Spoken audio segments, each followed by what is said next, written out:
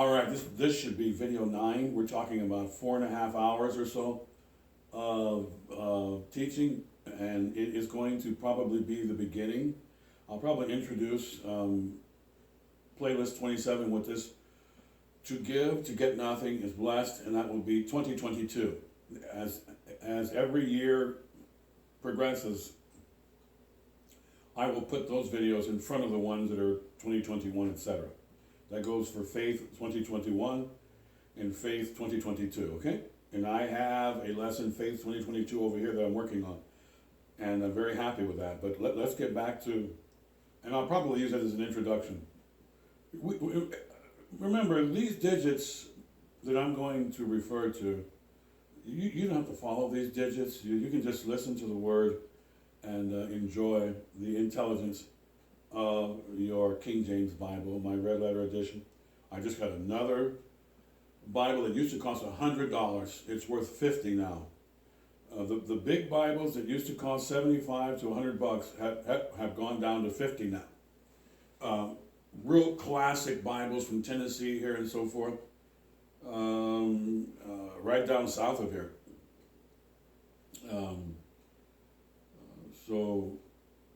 And I just got another one for a really good price. And I'm probably going to have 2 here now. I'm going to have to get another book holder because I want 2 Bibles open at all times here. So we'll see what happens as far as my format here. I'll let you know just a little bit what we have here. And what you should probably have is some sort of a book stand or something with your Bible, a nice big red letter edition. Go spend the money. The prices are dropping for these big Bibles now. The one I got that's worth $50 now, about $60. I got that for next to nothing, but it used to be about $75, $100 if my memory is correct. But people aren't buying Bibles that much anymore.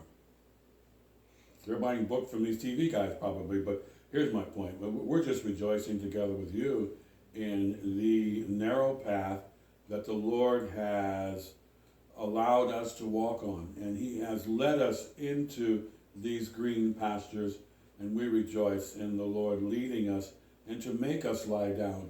The Lord is going to make you lie down in this living bread. The thing is that He's going to give you the steering wheel. You know, in spite of the fact He's going to coerce you, He's going to give you the steering wheel, and it's very important that you don't drive the car off the cliff. And I'm here to help you with that, to push you into lots of Bible study. You. And prayer and supplication for the saints.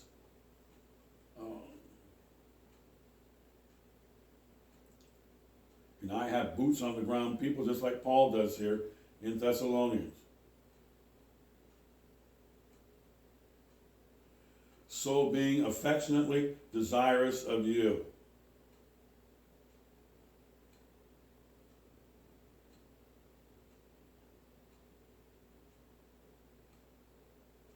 Because you were dear to us. That's koinonia, prioritizing the Christian brethren.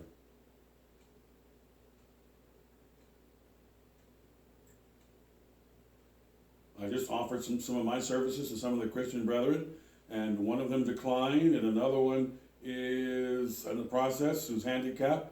I don't know, but that's boots on the ground Christianity, and most of my time is teaching, but I have been available and I have supported boots on the ground like Paul's doing here because you were dear to us as our own souls are dear to us. You know, so there goes Paul, obviously a wonderful Christian man, and we rejoice in God converting Paul the apostle and bringing him to us to teach us intellectually and to also, as Paul said, to give us the agape love, which is not only a high intelligence, but a deep care and the highest love there is. And this is why we are so excited. This is why I call the Fantastic Four the Fantastic Four. And that's why I call number 8 on our playlist here in this ministry, Praise is Great, because we have great praises for the Lord because He has dealt with us in such a magnanimous fashion that, excuse me, that it is difficult for us to not respond appropriately, or reasonably is a good word, okay? This is a reasonable retort. Now, we're into to give, to get nothing again is blessed, and I'm going to probably close this now. And this is 2022 blessed, and I'll probably put this ahead of all the blessed lessons, because I have at least, I don't know, we're talking maybe 30, and I'll revise it, and I'll change it, probably at least 30, there's probably about 15 to 20 hours minimum on blessed. And it's going to have its own category, and 15, 20 hours of teachings. It may seem like a lot, but if you shut your TV off, and so forth, you can find the time to go through almost all of my videos. We live in a video world. Montevideo, Uruguay, or somewhere down there south in South America, and I have some pictures of Montevideo, the harbor there, and let's get going. So to give, to get nothing again. This is Jeremiah with New Covenant. We're going to get right back into this because I want to finish this now. And we talked about born again and sinners, and how there's two. We talked a little bit about Nicodemus came to Jesus Christ. He was not born again, yet he was involved in the church. He wore nice clothing, and he knew a few scriptures, but he was not a Christian, and he was not saved. He was not born again. He didn't know the Bible very well. He was going through the motions. Nicodemus was going through the motions. He knew a few commandments, but that's all he knew. He didn't know as much as Mary knew. Mary knew much more than he did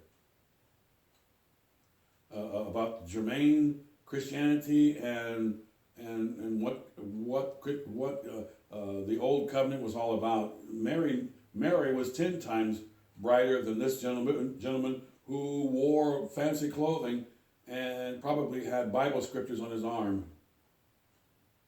Phylacteries. But the point is that there's real and there's fake. That's the point. And there are people who are sinners, and Jesus is calling them sinners or Gentiles. And the point is that when he contrasts us to the sinners and the Gentiles, it's they are in this world with a completely different mindset of how to survive, how people survive, what it requires to survive, what should you be thinking about, how you should approach your giving, and how you should approach your life.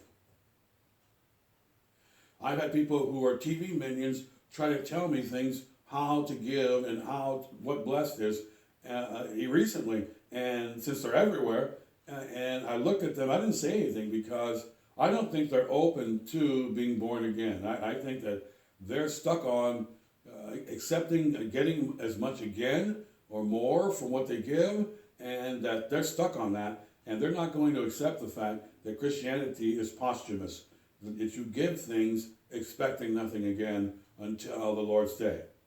You could talk till the cows come home, they will not listen. And if they keep it up, they may end up in damnable or reprobate status. Because you have to listen to what I'm telling you right now, because this is sound doctrine. If you reject it, you're going to find the Lord knocking on your door, and he may not be a happy camper because you kicked him out of your house. And he may not be happy about that. That's the point. Because the master focuses on words like this: whoever is ashamed of me and my words. Meaning, whoever is ashamed of living bread, you're not going to live. It's simple 4th to 8th grade, 12th grade grammar here, and we're just about done here. I'm going to move on. So though let's go to Rosh HaKadesh, which means the breath of life, the breath of truth, the breath of God, and the word is infusao in Greek, And that was for the day of Pentecost. And that means 50. That means that God is going to meet humans, and he's going to breathe into them life, and they don't deserve it, and he's going to breathe it into them anyway. And they're going to have new life, and they're going to take in the truth, and they're going to share the truth, which is what goes back to the scripture I just said. If you're ashamed of the truth, that means you didn't respire the truth. That means you're going to die. You're going to have to eat living bread. You're going to breathe in the truth, and you're going to have to accept it, put it on your heart, and you're going to have to share it and confess it. And once you do that, that makes you complete and sufficient and enough. End of story. And what people are doing is they're rejecting and they're not yielding to the Lord's commandments, be they walk in the church or never walk in the church. There's different criteria for those who are in the church, for those who are out of the church, but there are also criteria that applies to both people who've never walked in the church and those who walked in the church and been baptized or whatever. A lot of the criteria is the same.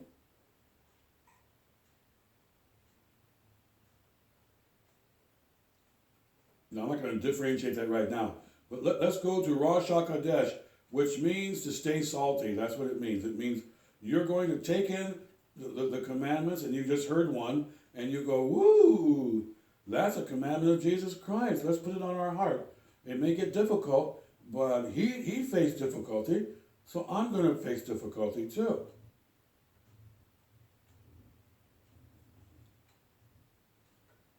And all the wimps and the gold bricks say, oh, I don't like that. I'm offended in what Jesus Christ said, but I want to be called a Christian. That's exactly what you are, called a Christian. You're not one.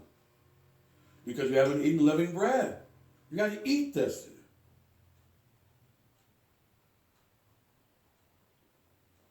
And eating this is allowing yourself to be salted and not jumping off the potter's wheel. I jumped off the potter's wheel. That's bad. That's bad news. Now, almost every Christian jumps off the potter's wheel a little bit. Very few Christians are ever going to be completely comfortable in being salted and spinning around, which is 11.6 in this ministry. Being salted and getting on the wheel. I haven't always stayed on the wheel comfortably and so-called, what you might say, unoffended. What the master means is that you're thoroughly unoffended is bad news. Christians are easily going to be offended a little bit, and the word offended is probably too harsh. They're going to be uncomfortable is probably a good word. When the master uses offended, it's a deep term. It means that you're ashamed, and offended means that you're really deep down inside, you're not going to battle, you're not going to fight anymore. You're not going to fight the devil. You're not going to fight your flesh that wants to do things that are wrong, and you're just going to give in. You're not going to fight the idea that you can establish righteousness on your own and you're going to join a cult, a C-U-L-T. And that's what people are who are offended in Jesus Christ. They go the wrong direction. That's what the master's saying. You're not on the narrow path anymore. You're on Broadway. They had a famous song in America, On Broadway. They say the neon lights are bright on Broadway. The lights are bright. It's scintillating to get into sin. There is fun in sin for a season. But the end thereof, ooh, ouch, that's the point. But here, let's get back to the lesson germane, which is offended in him are people who want to jump off the commandment wheel here. Where you spin the wheel of fortune and you land on number 1, which is eat or die. You land on number 2, fall on the rock. Break your will. You land on number 3 of my living bread lesson here, which is put my yoke upon you, which is a permanent slavery position. Or you ended up on number 5, take up your cross of slavery and denial daily. Or you spun the wheel around again, and it just keeps going around and around to the same old thing, living bread, living bread, living bread. Well, I'm not offended in living bread, and I'm not going to be offended in being salted and being on the wheel. I'll have some difficulties every now and then. Who doesn't? But I'm going to get back on the wheel. I'm going to kneel. I'm going to seek the mercy of the Lord, and I'm going to enter into perfection and being complete. That's all this is. And what we're focusing on in this lesson is the altruistic aspect of benevolence here. You have wise benevolence here. You're not gonna fear being poor, and you're not gonna be angry at people who are preaching poverty to you. And it's quite irritating to hang around people who every now and then who say that they want to be Christians and that they are Christians, and yet they're rejecting living bread right in your face, and they're offended in him, and they say that they follow him. And we pray for these people because I'm the last person in the world to say that they're toast or they're reprobate, but they might be toast. They may have gone into rejecting, yielding to righteousness in their giving and their approach to putting on the mind of a born again person, because that's what we're doing here. We're putting on the mind of a born again person here with these lessons. So people who fear mammon loss and they love possessions and they love status, fortune, and glory, like Indy Jones of the United States entertainment arena. I think they call it amygdala. I have to check that spelling out, but I remember what it means. I apologize for that, but it means that you fear, you run into the truth and you're afraid of it because. And the reason why you're afraid of it is you're afraid of the ramifications of you being lowered. You just can't stand the idea that God's going to lower your status. You just can't deal with it. Jesus commanded us to seek the low table while we're alive. And on the Lord's day, you're going to get the big table. Once again, the Lord is merely establishing the same living bread ideology 100 ways to Sunday. It's just very simple. And many of you are going to get this. And I'm not going back to this very much at all. All of this stuff we're going over right now, I'm not going to do it. We will refer to it. I'll refer to 1.1, which is if a man eat. You're going to have to live by bread, every word that proceeds from the mouth of God. You can't read Gideon and a TV preacher or somebody telling you to have a happy day and go home. No, you're going to have to eat every word that proceeds from the mouth of God. Otherwise, you're going to die. And I take this responsibility seriously because that's what I have to do. I have to preach living bread and every word. I don't mind preaching what we might call dead bread, which is you're going to eat and get a job because God has commanded you to eat and get a job. You were commanded. God told Adam, by the sweat of your brow, thou shalt eat thy bread with your hand to the plow. So you were commanded to work and eat. And that's called living bread pertaining to you living right now. But Jesus is telling the devil or anybody else that's listening, unless you eat the commands that came down from Shemaiah heaven, which are my playlist number 11, you're toast, good night. I don't care how much you talk about eating, drinking, and enjoying yourself. You're dead. And in a way, the master's telling the devil that he's dead. Because he left heaven because he didn't want to eat humble pie and know his role. He wanted to have role playing. He wanted to pretend as though he was God and he could be God, or he could enjoy being God, and that's called psychosis, and that's called rebellion, and it's called dum-dum. Because you may have enjoyed yourself for a while staring in the mirror, oh devil, or Paul's dissertation in Romans chapter 1 and 2 there, but the end thereof was not good. And that's Revelation chapter 20, which is a lake of fire. That's what you got for all of your joy. All of your rebellion, all of your murder, hurting people, lying, stealing, rejecting forgiveness in the gospel, yada, yada, yada. Wherever you fall, it's not good. And I see the look on people's faces when I mention living bread as a Bible teacher. They were hoping that I was going to give them dead bread, more or less, or the world's bread. Eat, drink, and be merry, and so forth. No, I say eat, drink, and be merry when you're in the rapture. That's what I say, eat and drink. I say eat and drink living bread.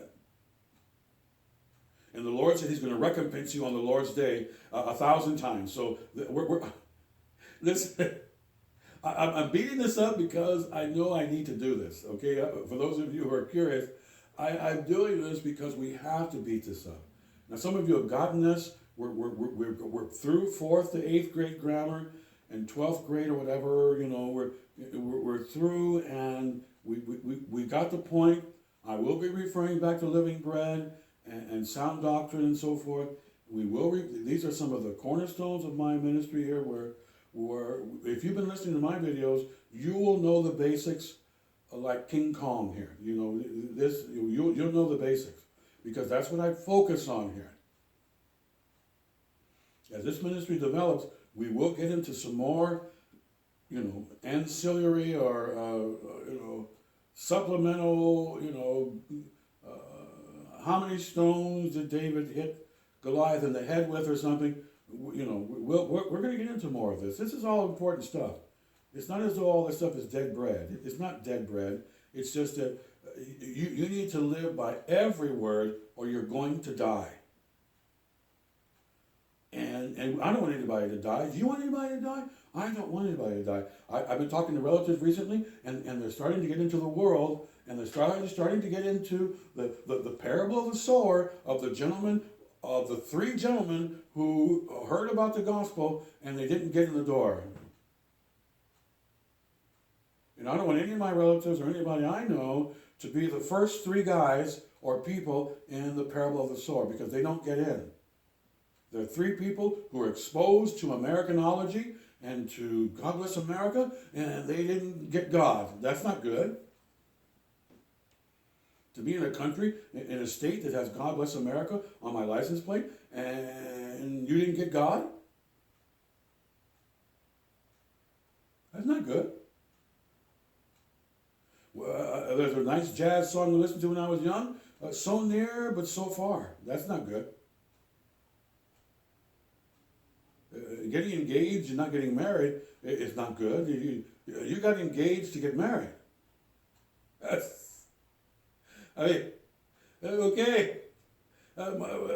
My mother used to let me look at the dinner and stir the dressing for Thanksgiving meal, but it wasn't happening until I smelled it right under my nose. Okay, that's the point here. Okay, now let's continue here. We're moving on. So happiness is what the word blessed means, and we have to define that. We've already done that, and that Christianity is to know Him, know the name, be in Him, and not offended in Him, is to look at Christianity from a posthumous perspective, that to give and to get nothing is blessed, and that the joy of the future pearl. Jesus said, for the joy of finding the pearl. When you found the pearl, you found heaven, you found forgiveness, you found mercy, you found things that you don't deserve, good things coming to you, and you found it. So now you're willing to trade in and be open, as Jesus told John's mother, open to a daily denial cross. And the joy of heaven has got you, you're so excited about it that you really don't care that much about losing something that's temporary. That's the point. And that's called wisdom. That leads to playlist number 6. Okay? Which is yielding to the things that are beneficial for you. Which is yielding to a life of denial. And there might be some difficulties. And there will be some. And let's just count it all joy. As our wonderful brother James says, we count it all joy. If you multiply 2 negatives, it's a positive in mathematics. Got that? I got 30 years of difficulty and denial, for a gazillion years in heaven. So when you add it all up, it's good.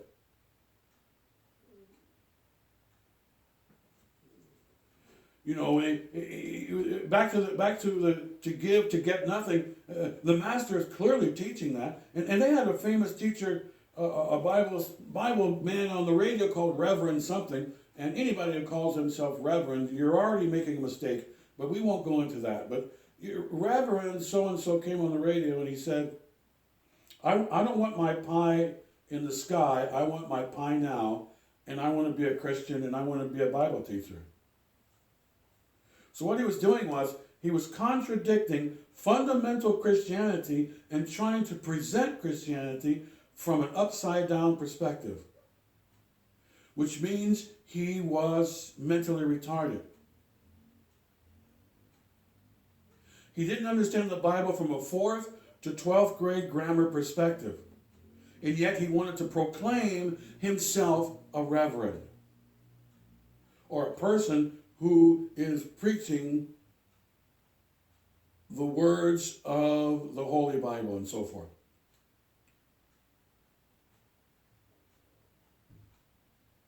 And what you're declaring is that you're not an amorist. You're not devoted to love. You're devoted to the world. Because you can't be an amorist and a greedy person and a person who thinks about their life right now and prioritizing their life right now. You can't do it. You're going to pick one or the other. He was on the radio saying that he's picked both of them. That he's picked the love of money and he's picked God. And what that makes him, what we call in America, that makes him a jackass. I'm not going to curse here, but I can't do that, obviously. But to put it in straight talk, for those of you who like straight talk, this guy is an idiota, as they say in, he is an imbecilic narcissist or whatever. Throw out terms that apply to this guy. This guy is lost. And he's not saved. He used to declare, I think he was saved or something. That guy's not saved. Because he's contradicting the living bread that Jesus said that you must digest. He's contradicting what Jesus told Mrs. Zebedee, John's mama. Are you able to drink the entire cup that I'm going to drink, yes or no? So this guy is really what we call a bozo. That's what he is. Now, hopefully he got saved. I'm not condemning the gentleman, but he's condemning himself because he's contradicting and confronting living bread. That's what he's doing. And then he steps in the pulpit. That makes him a wolf in sheep's clothing, and he's some sort of reptile when he goes home. He slithers on the ground like an alligator on his belly or something. Here, let's move on.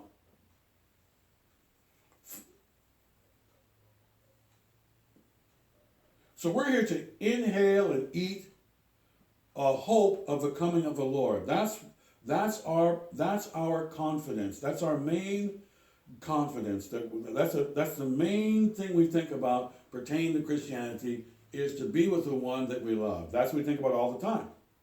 And that has terra denial. That has earth denial, and you're going to intake this denial, and you're going to not be offended in this proposition of a life of denial. That's the point. And you're going to be an amorist, the dictionary calls it, a person who really just loves love. That's what you love. And that's where your heart is. Your heart's in heaven with Father, and you love Father, and you can't love. There's no room in your heart for loving my light or my car or my house. There's no room available. Like that famous song from the guy around the corner here. My heart belongs to Daddy. Dad, dad, dad, dad, dad, dad, dad, dad, dad. End of story. And there's no room for me to love my car, my refrigerator. Let me tell you a quick story. I met a gentleman. I used to live roommate with a gentleman. He told me he loved his door. He looked at his door and said, I love it. I actually love that door. I never heard anybody say that before. It was freaky. I'm from a semi-hood situation where I guess it's hard to love material things because everything's kind of junky. I don't know.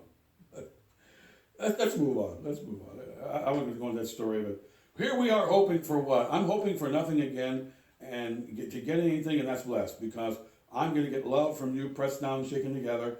Thank you very much, and that's what I wanted. I'm going to get I went over to Sister So-and-so's house. I cleaned her house, and she's happy that her house is cleaned. That's my reward.